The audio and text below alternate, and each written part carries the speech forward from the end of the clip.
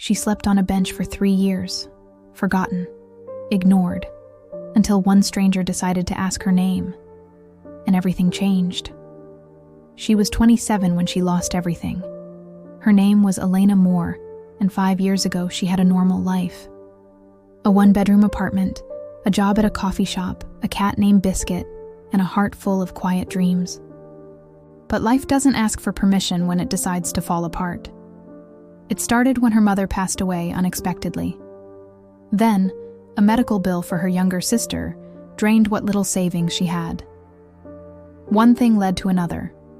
Rent unpaid, job loss due to stress, and suddenly, she was sleeping on a park bench in Portland. It was winter when Elena first spent the night outside. She remembers how bitter the wind was, and how the world seemed to keep moving while she sat still. People passed by her like she was invisible. Some looked disgusted. Most just didn't look at all. At first, she told herself it was temporary, a few days at most, but days turned into weeks.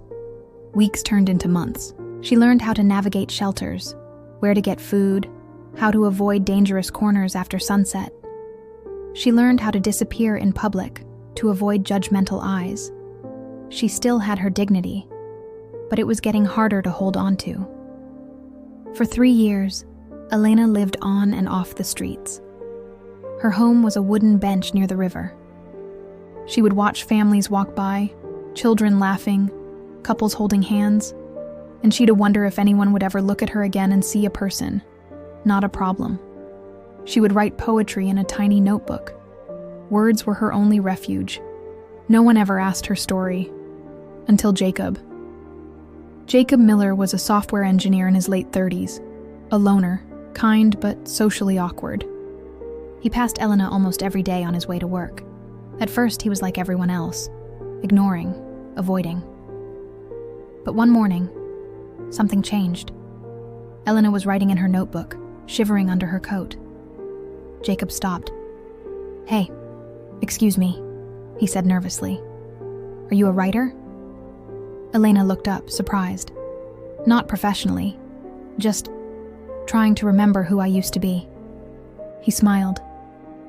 "Would you tell me one of your poems?" She hesitated, then read a short one she'd written about the river. Jacob listened. He didn't look away. And for the first time in years, Elena felt human again. He brought her coffee the next morning. The day after, a warm scarf.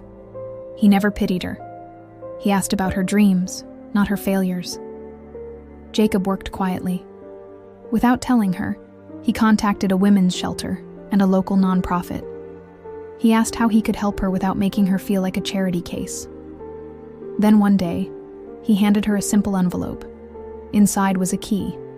It was a studio apartment, small but warm, paid for 6 months in advance. There was a note. "You don't owe me anything. You deserve this chance. The world forgot you. But I didn't." Elena cried that night. She hadn't slept in a bed in over 1,000 days. With a stable place to live, Elena found a part-time job at a bookstore. She started a blog to share her poetry. And 3 years later, that blog turned into a book. The Bench Near the River became a quiet bestseller. She dedicated it to the stranger who reminded me I still existed. Kindness doesn't have to be grand. Sometimes, it's just noticing someone no one else does. Elena wasn't saved by money. She was saved by being seen. And now, she spends every weekend volunteering with women facing homelessness, just like she once did. Because she knows, one stranger can change a life forever.